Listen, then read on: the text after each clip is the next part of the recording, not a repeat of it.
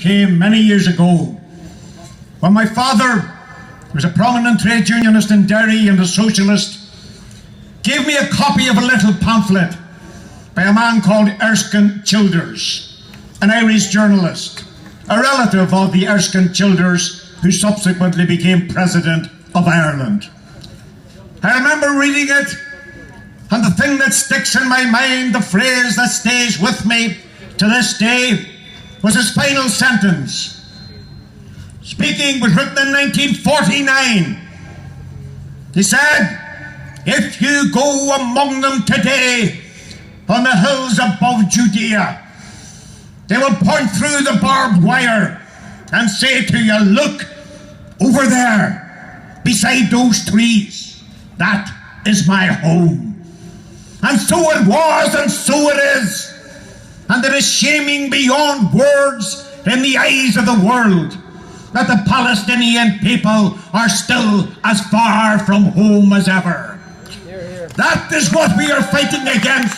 We are fighting for the return of the Palestinian people to their homeland. We are fighting for their freedom to go home. It's as simple and as basic as that. The right to go home to their own country, to live in freedom in a state where everybody has rights, be they Christian, be they Jew, be they Muslim. The same rights for human rights are for everybody. We are all human beings. The main strategic objective of the Palestine Solidarity Movement today is, of course, the spread of the campaign for boycott, divestment and sanctions. I read a lot and hear a lot of people saying, "Well, why Israel? You're selecting Israel, you're picking on Israel. What about all the other states in the region which are cruel, misogynist, anti-democratic, repressive? Why not boycott them?" I say, yes, you first, you boycott Saudi Arabia. The people who say this should boycott Bahrain. They should boycott Kuwait. They should boycott the United Arab Emirates. Those are all countries which depend on the arms supplied by the United States. Just 3 weeks ago, as Gaza was in flames and rubble, the United States arranged to supply $11 billion worth of high-tech military equipment to Qatar, a country of 280,000 people, a patch of sand on an ocean of oil. $11 billion worth.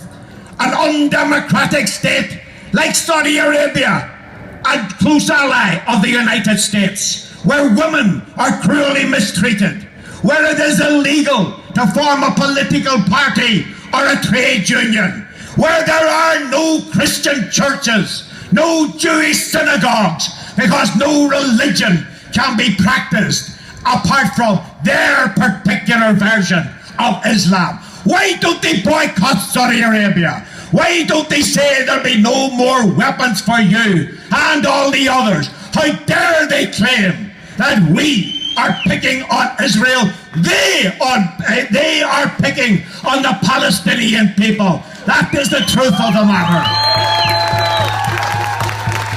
To make the boycott, divestment and sanctions campaign a reality, everybody who claims to be in favour of it must turn their policies into a practical action. I say that those councils, I welcome votes on every council in Ireland, north and south, to support the Palestinian people and to support the boycott.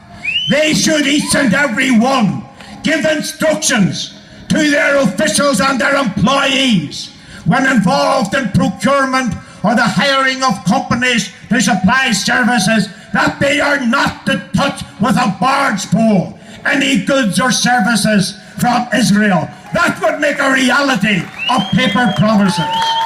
We have had mention here, and rightly so, of the gun store strikers of all those years ago. That was a struggle too, let me tell you.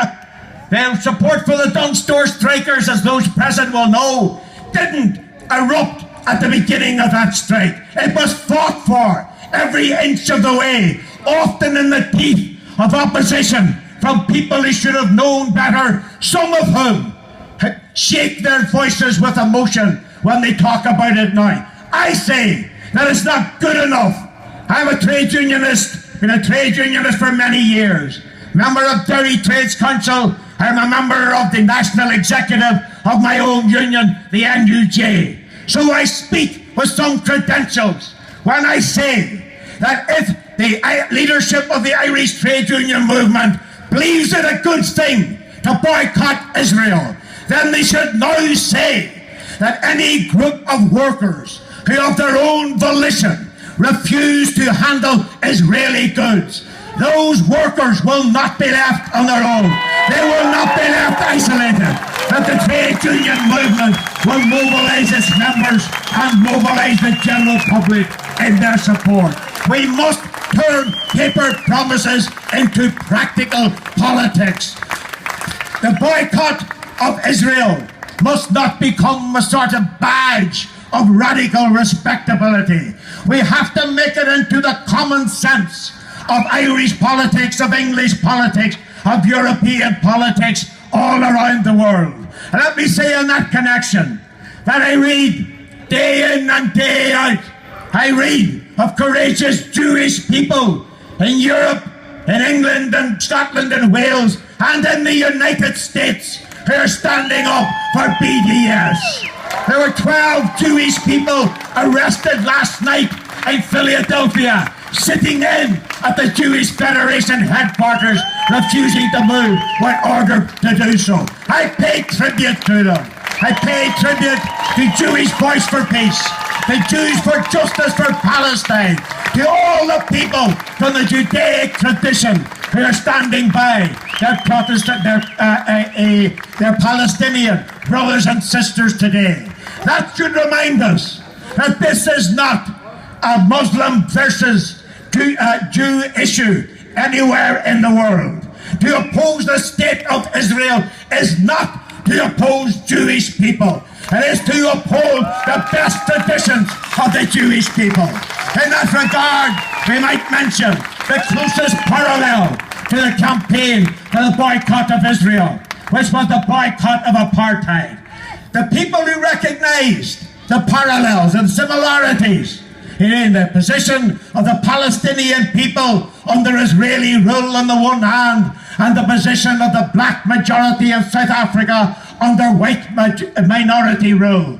The people who point to that parallel include Nelson Mandela, Bishop Desmond Tutu, Joe Slovo, Andy Sachs, all those people, a number of them, and Albie Sachs and Joe Slovo and Ronnie Kasrils are Jewish people who led the fight against apartheid. Every one of them was also 100% behind the fight of the Palestinian people. So this is not a matter of targeting Jewish people. It is not anti-Semitic. And we must take care and care and care again that we give nobody an excuse to represent or misrepresent our campaign as an anti-Semitic campaign. It is a campaign for human values and for human decency.